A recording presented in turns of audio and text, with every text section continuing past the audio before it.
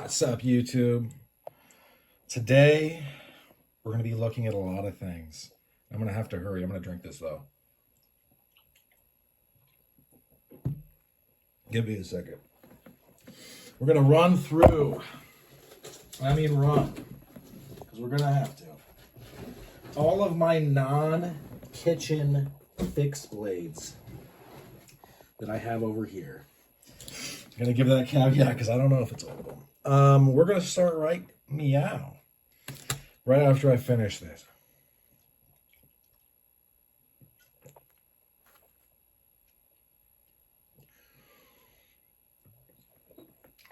All right. Wow, that was too much. Etowah Valley Knives. Bowie. I think it's the Tribute Bowie. This film on it is bowling alley wax. I just smear it on everything. I'm like a kid with shit in their fingers. And you just finished the bathroom.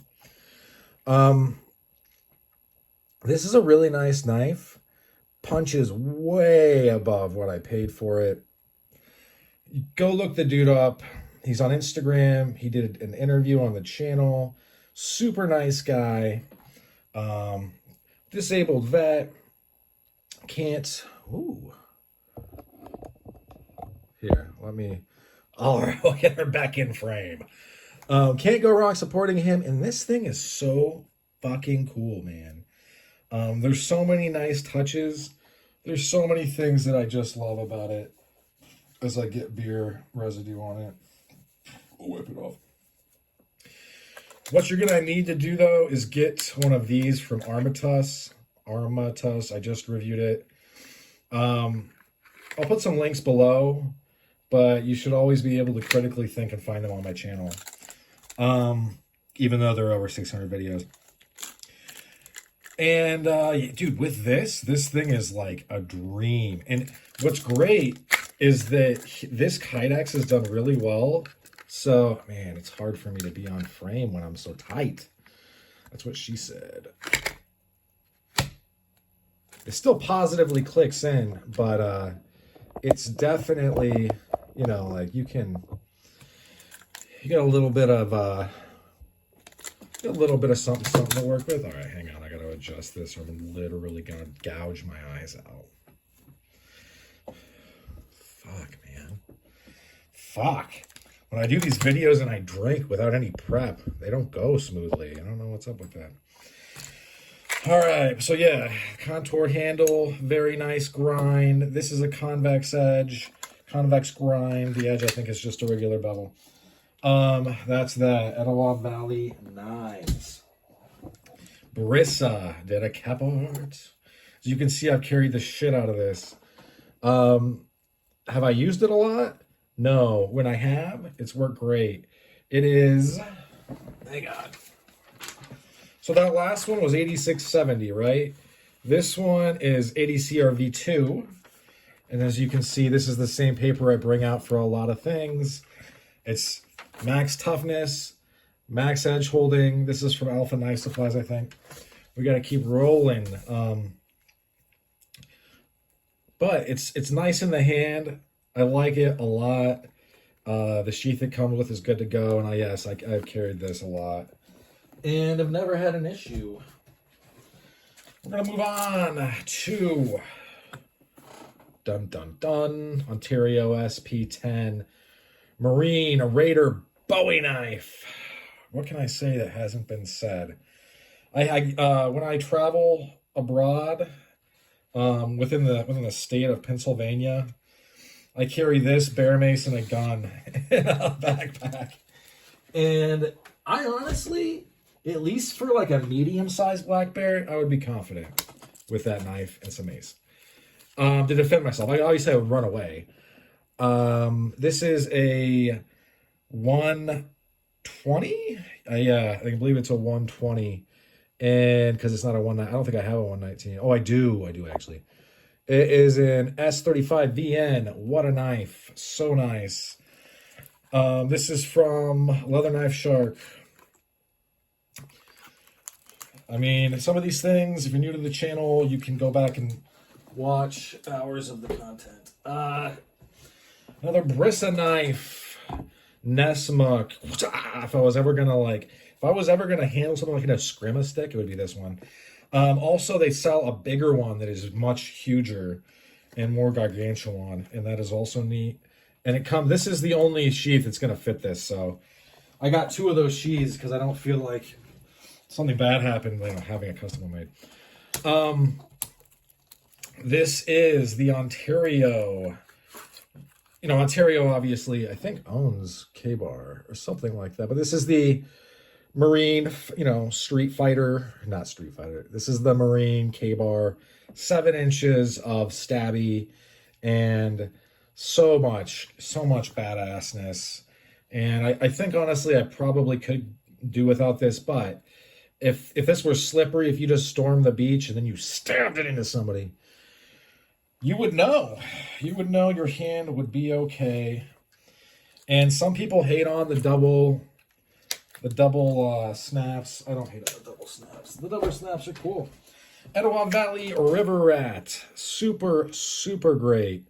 This thing is thick. It's a little thickum. And also, it is contoured again. Nice grind to it. I don't know. Is it? Yeah. Also another convex grind. I don't know how he does those. I didn't ask because I don't know why I didn't ask him. K-Bar TDI. I don't need to say a whole lot about this. This is a great backup to a gun. We got all of these are on the channel. Shadow Tech Warrenclyffe with both edges sharpened. So this is sharpened and so is this. And you can see how this comes all the way up. I have this set up for scout carry. You can set it up many ways. It is a killer. I have to increase the pace. This is from Lion Steel. I got it from Traditional Pocket Knives when he was selling these for real nice, like $110. They sell for more than that now. This is A8 modified or Sleipner steel, depending on what place you buy it from. Super tough. Very nice. This is and I like the G10 handle a lot. Super well done. Sheath is okay. I am actually going to get a Kydex sheath from Armitage because I think it would be even better. This is from Shadow Tech. It's a little stabbing device, and it has some serious cross guards. And this would also be a great backup to a gun. Also would make a great ankle. There's not a whole lot. I mean, Scout, there's a lot sticking out, but, it rhymes. But the Skull Crusher here. But you could finagle it. You could figure it out. You could use your brain and your mind. This is a TDI, smaller one. This is kind of more suited for everyday carry. If you're going to a place that's rough, like i.e. Chicago, bam. This is legal there as far as I know. If it's not, I didn't tell you to do it. Also, just don't get caught doing whatever you're doing. This is the Marine 7-inch fighter, but it's the Ontario SP1. Very nice knife. Very nice. I haven't seen it for the same price, but for a minute it was $26 because they had so much backed up stock. And then you guys, my faithful followers, you cleaned them out. You cleaned them out. And there were other people that run channels that were like, is this accurate? Is this accurate? And it's like, yeah, dude, it was accurate like 2 days ago. And then people bought them and supply and demand. But I totally get, I get, you hate to miss out on something like that. But some of you guys bought 2 or 3. Good on you, dude. Like, I don't know if they're ever going to get back to that level. That was like pre-pandemic levels of goodness. This is the SP5, also known as the Bowie knife that you would probably use if you were a pirate because it's very nimble and agile and versatile in the marble sheath. We got to keep going. This is the 1075 Old Hickory bushcraft knife. It's basically the butcher knife, but a little bit shorter and for the outside. And it's in a 6 sheath from the knife leather guy. He's been on the, I need to interview him. SP6. I'm going to get a Kydex sheath for this, but this sheath isn't that bad. But this is basically the bayonet that the Marines use. And if you were to stab someone with this, I don't honestly, I would be so surprised if they lived. I would definitely have them buy me a lottery ticket at that point. Just because, like, holy shit, you lived through that. This is the Martini Condor Woods knife or something. I'm not really sure. It's the small guy. This is a aftermarket sheath. It's done well. This is actually, I know it's not meant to be tactical, but you wear this on your belt. You can index this real quick and pow, pow, pow. Give them a little perforation. Let them know that Jesus loves them. This is a Shadow Tech Ranger buoy. It is thick. Some of you have called it a pry bar that is sharpened. Maybe that is accurate, but I know this, guys. I know this in my heart.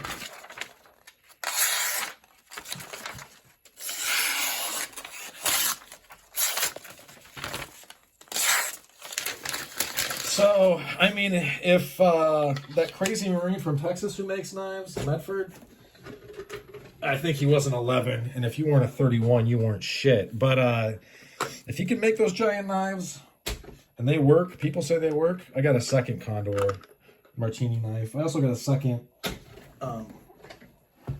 Old Hickory outdoor knife. We got to keep going. I can't stop. I can't be stopped. This is the SP53 Bolo. This is like basically a small saber. Cheers, everybody. That is, I mean, this thing would chew through your arm so fast. It chews through trees. I gotta get this beer out of the way. I think it's a must-have, and it's also not expensive. Why? I mean, if you don't have a decent collection, I'm not about to make fun of you. If you don't have a decent collection of the Ontario SP line, start looking regularly on eBay and start checking regularly on Amazon. Amazon will let you know when it's a good price. I haven't seen them be as good as they were since, like, what I just talked about. So we're going to keep going. This is, I think, the Land, Sea, and Air knife. I'm going to go on a limb. No. This is the Ranger, the SPC-23. I've only ever seen it once, and I bought it.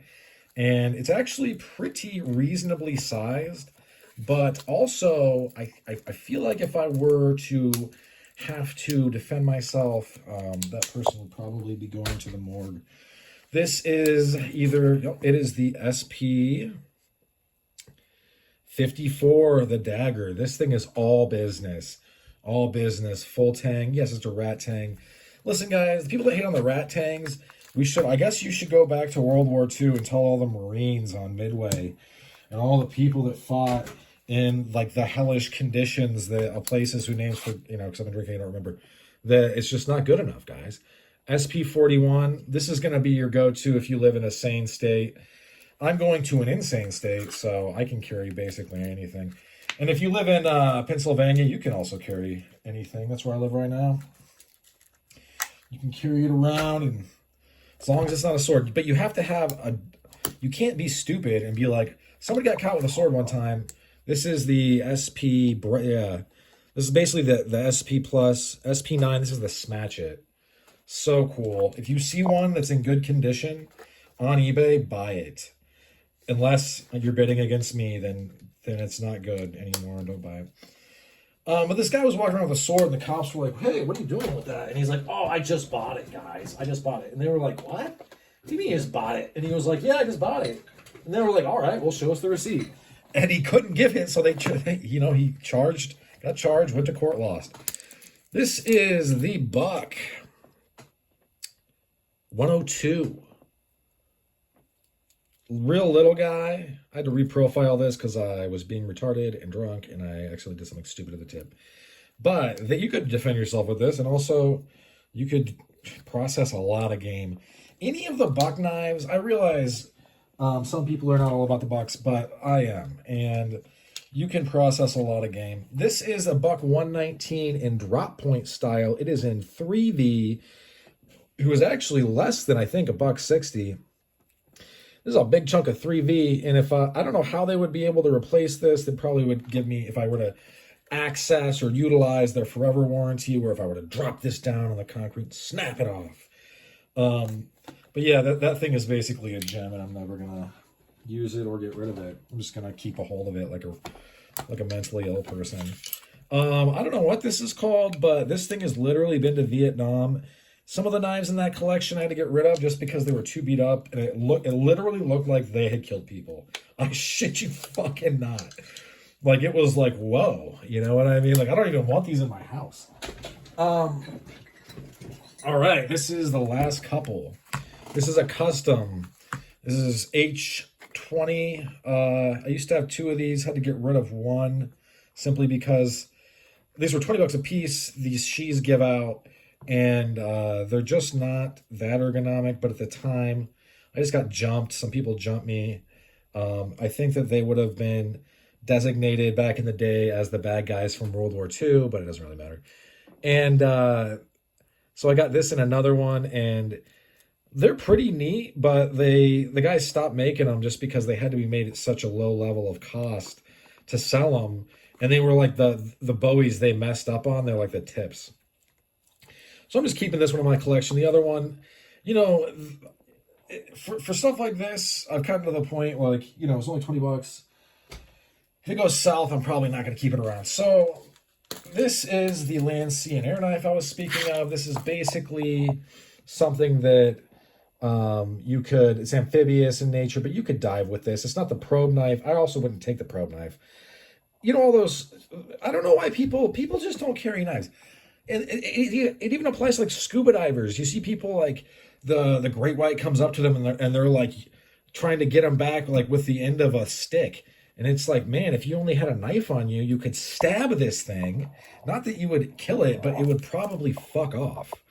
And if you get them in the gills, like with a spear gun, sorry if I'm in the camera, they do fuck off. So it's like, what is your problem? What is your problem, scuba divers? What do we got besides that? Guest appearance from the old school Mercator, which did have blade rock. I don't know if that's going to pick up that noise. And then we're going to have a new school appearance with no lock whatsoever. So yeah, thanks for sticking with me to the end. That's about all she wrote for this one. And I hope you folks have a great rest of your day. Bye now.